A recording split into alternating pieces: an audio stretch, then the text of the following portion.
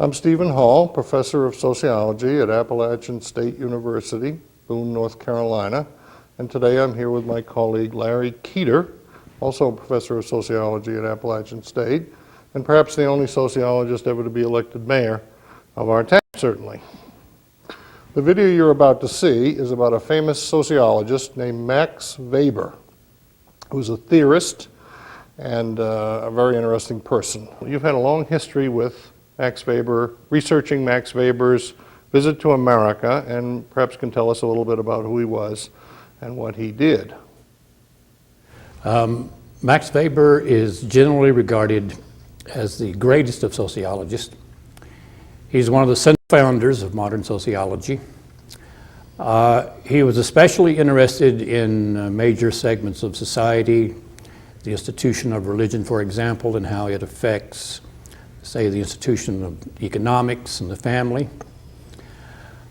His major contributions are in the sociology of religion, especially his famous essay, The Protestant Ethics and the Spirit of Capitalism. He also wrote a great work, Economy and Society, which is still being translated into English. It was German, which deal with the bureaucracy, political authority, and the like. What was perhaps his most important work?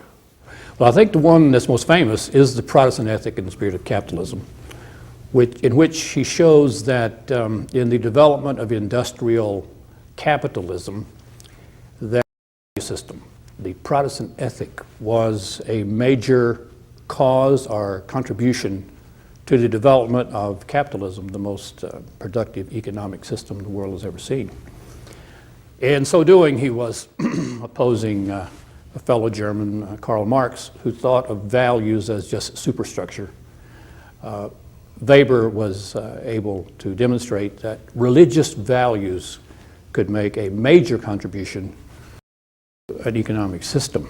What did it have to do with religion? This was involved with religion. Weber, in his Protestant Ethic and the Spirit of Capitalism, looks at the Calvinistic wing of Protestantism, in which asceticism, hard work, discipline, accumulation of wealth was emphasized, which is the kind of values that contribute to capitalism. But it had to do with salvation. Calvinism emphasized that there's a double election. Some are elected to heaven and some are elected to hell. You don't know which one you are, and you must work out your own salvation in this world, and that religion is not just for the next world, but religion should be involved in transforming this world. So because, you might say, of the psychological anxiety of not knowing whether you are among the elect or not, wealth was looked upon by some as an example of God's favor. If you worked hard and accumulated wealth, then this may indicate that you're one of the elect. And Max wrote on religions other than Christianity, right? He wrote detailed studies of the religions of China and India and ancient Judaism. And Max came to America in 1904. Max Weber and his wife Mary Ann came to the United States in August of 1904 to attend an international scholarly congress at the World's Fair in St. Louis. Meet me in St. Louis, Louis, meet me at the fair. Don't tell me the lights are shining any place but there. And you got involved with your students in 1974 in trying to track down where he... My students said, well, Dr. Keeter, where did he visit? And so I wrote Talcott Parsons at Harvard, with whom I had studied, and asked him if he knew, and he didn't know. And Everett Wilson at UNC Chapel Hill. No one seemed to know, but Everett Wilson told me that Mary Ann Weber, Max Weber's wife, had written a biography of Max Weber, and in that she had a section on their visit to the United States. It was in German at the time, not translated. We got a copy on loan from Chapel Hill. We got the German department to help us to translate, and we discovered that they visited relatives in Mount Airy, North Carolina.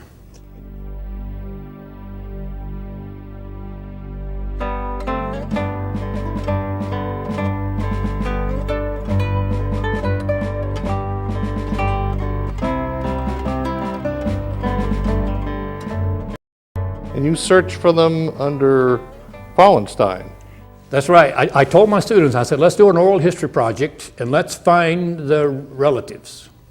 Well, we couldn't find any Wallensteins in Mount Airy. We couldn't find any Wallensteins in Dobson. Couldn't find any Wallensteins in Surrey County.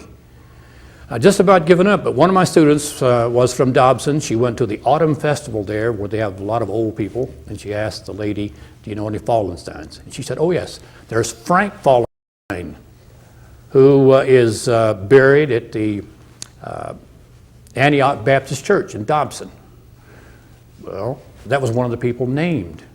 In Weber's article, he had named James and Jeff and Betty and Frank. So we went there and we saw that and we said, well, okay, so where are the other Wallensteins? The lady who was said, well, he has a daughter, Maggie, who lives in High Point. She's living. And I said, well, that's great. We've got a person living. I thought perhaps she might remember something about the visit. I didn't think we'd find a living eyewitness. She might remember her relatives talking. So we called her up from my office here at It was 70 years. Appalachian State. Yeah, it was over 70 years. Yeah, that's a long time. So by now, this was 1976. We'd been looking for 2 years, my students. And when she answered the phone, I said, do you know about Max Weber? She said, oh yes, cousin Max. And I almost fell out of my chair in the office. So we got the students together and we went down to High Point to interview Maggie Wallenstein. With students. With the And students. you brought some old, archaic Well, video equipment with. in 1976 on the campus, we had one camcorder or video recorder, I guess. Big, huge, heavy piece.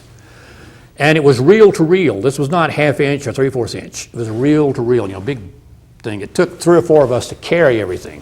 And we went down and we interviewed them. I mean, it was kind of amateur stuff, but it's a good document.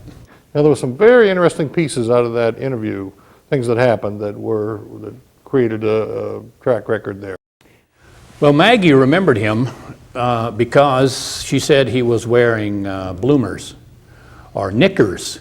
And in America, kids wore knickers, but when you became an adult, you wore long pants. They'd never seen an adult wearing knickers. Apparently, that's the way the German, aristocracy going out into the countryside would wear them, and so Max Weber was wearing them. And apparently, the whole time he was here, he never realized that everybody was sniggering and laughing about that. But that's the first thing, was that he was wearing knickers. How was he dressed? He had on what people call then knickerbocker pants, knee pants, and socks, brown socks, I remember the color. And his suit was pick, brown, some other color, pick suit. And he had his pants, they came down to his knee, and then they bowed over. And then a very interesting idea came about with the spy, which turned into history. We talked to Maggie. We talked to Maggie in High Point, and we videotaped her. And she said, why don't you talk to Annie? And I said, who's Annie? And she said, Annie Miller Booker. Her married name is Booker. And I said, well, what's Annie Miller? She said, well, her grandfather was a Wallenstein, but when he jumped ship in New York to get away from his family, he changed his name from Wallenstein to Miller, which is the reason we could not find Wallensteins in Mount Airy. And she said, Weber stayed in her house.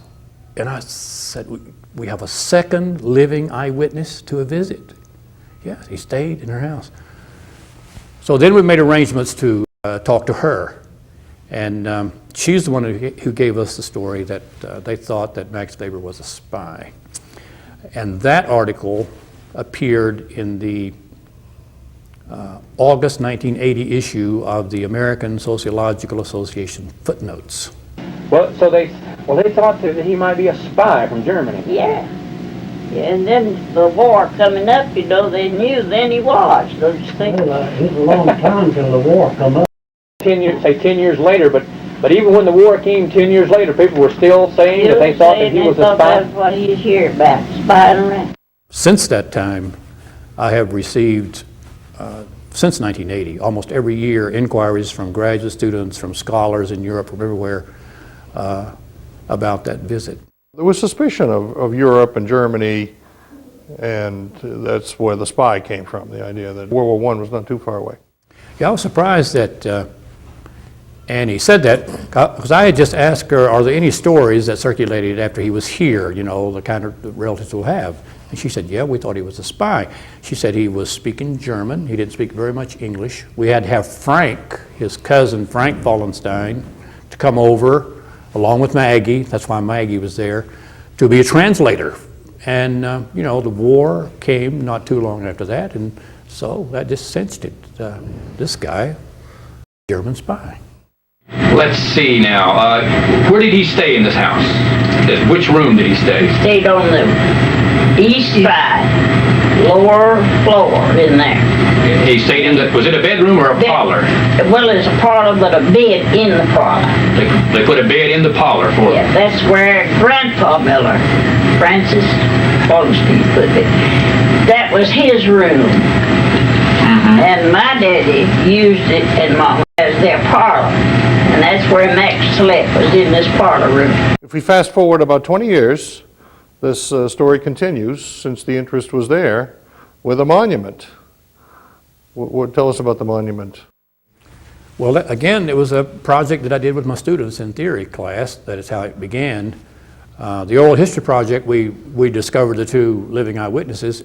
And some years later, the students said to me in class, they said, well, Dr. Keita, don't you think there should be a historical marker? The state of North Carolina has markers. You know, 100 yards down this road is where, you know, the mighty Max Weber slept. So we made inquiries with Raleigh, with the state archives, and they wanted to know, well, what has sociology done for North Carolina? I mean, they do these state markers for people who made a contribution to North Carolina. We ran into a dead end there, so the students said, well, we'll just collect the money and put one up ourselves. So the students wrote letters to all the universities and private colleges in North Carolina and asked them if they wanted to contribute to a monument for Max Weber. They wrote to the sociology departments in all these universities and colleges. And we got a number who were interested in that. And out of that, we dedicated a historical marker in front of the house in 1995 to Max Weber as one of the central founders of modern sociology, who visited his relatives here in 1904. I'm very excited because it was 20 years ago, and it took us 2 years to locate the relatives. And I would say that Max Weber and Mary Ann came here about this time of the year, as far as we can tell. Annie Miller said they came in the fall. This is the fall. They arrived at night at the train station, which is not too far from here. And Emmett, one of the sons, met them in the buggy. They came in the night. Max Weber records all this in his diary. Mary Ann puts it in the book. And they hit a tree, log or something in the middle of the road, and it was about shook them out of the buggy. And they knew they were really out in the middle of somewhere. They came here. Annie's not too sure how long they stayed, but we know they were on a weekend because they went to church. They walked, James and Jefferson and Hugh and Betty Miller. We also, a year or so later, were in Europe with our students. We've taken many student trips to Europe. And we went to visit the Max Weber archives in Munich, Germany, and visit Dr. Karl Ludwig I, who is the director of the Institute. Tell us a little about that. Well, after the article was published in 1980 in the ASA footnotes about Max Weber, a spy, the director of the archives in Munich, Germany, wrote me and said he'd like to have those for the archives. I did not know at that time that there was official archives of Max Weber anywhere, and he was in Munich.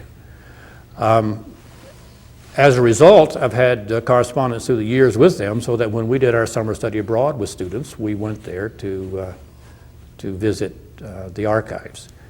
And the first time you and I went by ourselves, we walked into the place, and we asked Dr. Karl Ludwig I if he knew about Max Weber's visit to North Carolina, and he said, oh yes, he went over to the file and he pulled out the videotapes and all the material I had sent, and he said, there was Professor Keeter here, over at Appalachian State, and I said, well, I'm Professor Keeter.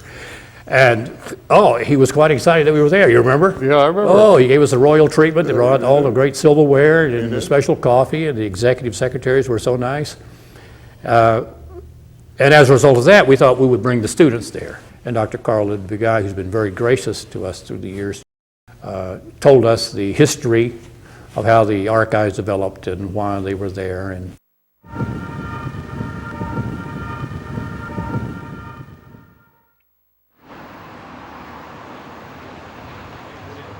it's a further copy of exactly this bust.